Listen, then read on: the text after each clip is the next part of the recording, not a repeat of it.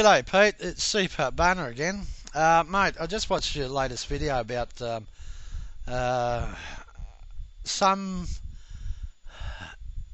people have written to Julia Gillard, the Prime Minister of Australia, to have semi-automatic pistols banned out of the hands of law-abiding citizens. And the reason they have given to the Prime Minister is that of the amount of gun crimes that's been occurring here in Brisbane and Sydney and so forth. Possibly down in Sydney, I'm not quite sure what they're using down there, semi-automatic weapons or handguns. And the three incidents that have happened here in Brisbane in the last couple of weeks.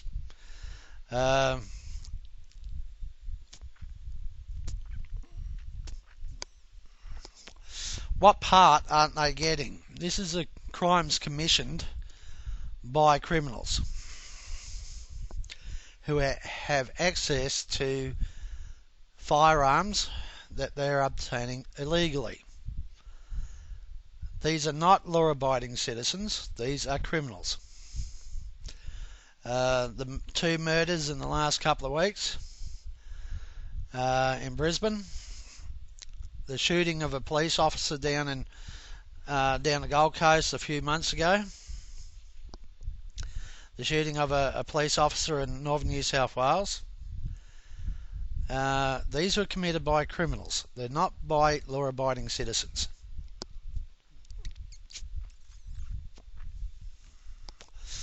The incident that occurred in Bracken Ridge earlier this week, where the police went round to this house in Bracken Ridge, were confronted by a male occupant who produced a pistol and pointed at the police, and the police had to shoot and kill this person in self-defence. Now, he was armed with a semi-automatic pistol. The occurrence where the police officers were shot and killed, I think the other one down the Gold Coast was done with a sawn-off shotgun. So, what the shootings are occurring down in Sydney, I'm not quite sure what weapon is being used down there, or how many weapons are being used, or what are the type of weapons being used. Whether they be handguns or whether they be sawn-off rifles or shotties. But mate, the reality is that there is a movement of the anti-gun lobby who doesn't care. They just want to remove guns out of the society and out of the hands of law-abiding citizens, which to us, to you and me, Pete, affects our sport, because you and I both enjoy pistol shooting, and we're law-abiding citizens. So we have to suffer the consequence of criminal activity when the anti-gun lobby want to remove firearms out of the hands of ordinary citizens, which does nothing nor stops the amount of criminal activity of using firearms.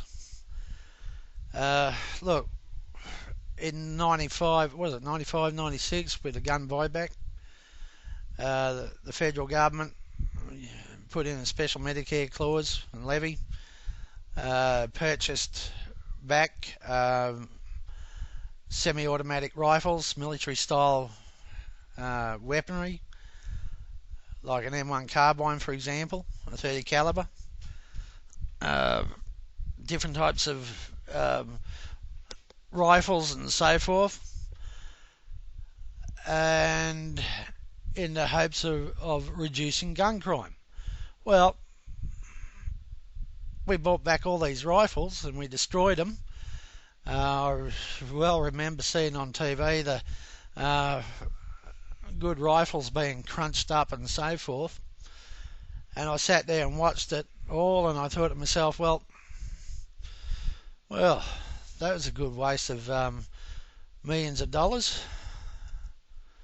and seeing the destruction of all these fine guns and rifles and so forth. And not all of them were all that good, but it was just a complete and utter waste of time. Because did it reduce the gun crime rate? No, it didn't. It didn't reduce it one bit.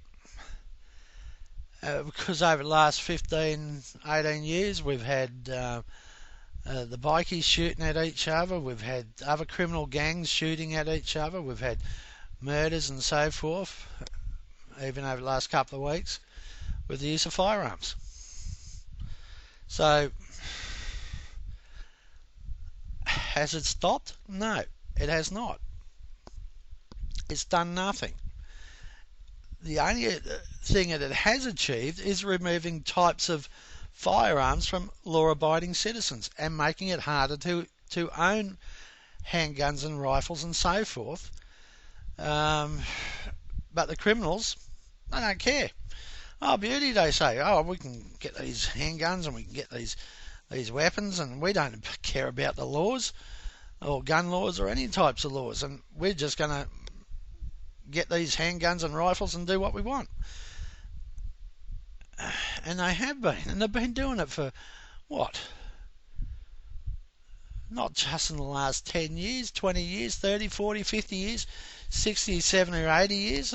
Criminals have always owned guns and they've had access to illegal firearms. What planet are we living on if we think otherwise? Hell, I remember seeing years and years back photos of criminals in Sydney and Melbourne that armed themselves with submachine guns to commit criminal acts and so forth.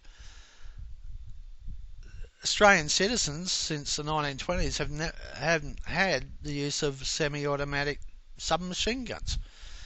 But did that stop the gun crimes? No, it didn't. One of the hitmen down in Sydney, one of the criminal gangs down in Sydney, they armed themselves with a Uzi of all things, a 9mm Uzi, and used it on another criminal. Now this is a submachine gun. It's got a cycle rate of incredible amount, but he was able to obtain through his criminal connections a Uzi submachine gun and shot and killed another criminal with it. It just doesn't make sense, Pete. It's just another avenue to take your rights and my rights away with knee-jerk reactions to this feel-good society, and it takes our rights to practice our sports and so forth, and it takes our rights away to protect ourselves, further removing our rights. And mate, it's just a ridiculous situation. I noticed also on your video that you mentioned that girl and her family down in South Australia were murdered last year or the year before by that 20-year-old man. The young girl of 16 years of age was raped and murdered. Her mother and father were murdered. But the commission of the crime was committed with a knife or knives. They weren't committed with handguns or rifles. They were committed with knives. And what are we going to do next? Ban knives? Because of a serious murder occurred down South Australia? And my emotions say that, or dictate that I have sympathy for the young girl and her family who were murdered, who were slain in their own home.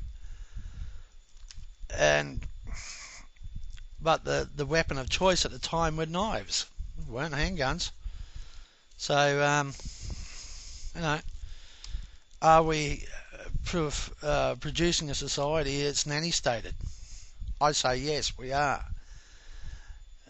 we're being told by governments and so forth that guns are evil and so forth, and the amount of crimes that are committed with the use of firearms. Well, what about the amount of crimes that are committed with knives? What about the amount of crimes that are committed with nunchuckers? What about the amount of crimes committed with baseball bats and cricket bats and God knows what?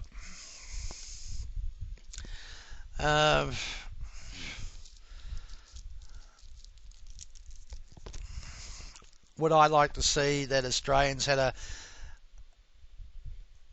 a Second Amendment clause similar to the United States in the Second Amendment and the Bill of Rights? Yes, I would.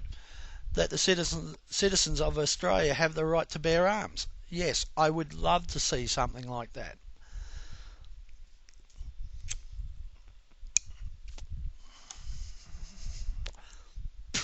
That would give someone like Rebecca Peters a complete and utter heart attack, because I don't know if you know who Rebecca Peters is, Pete, but she works for George Soros' organisation, and she's one of those big high-flyer anti-gun lobbyists, right?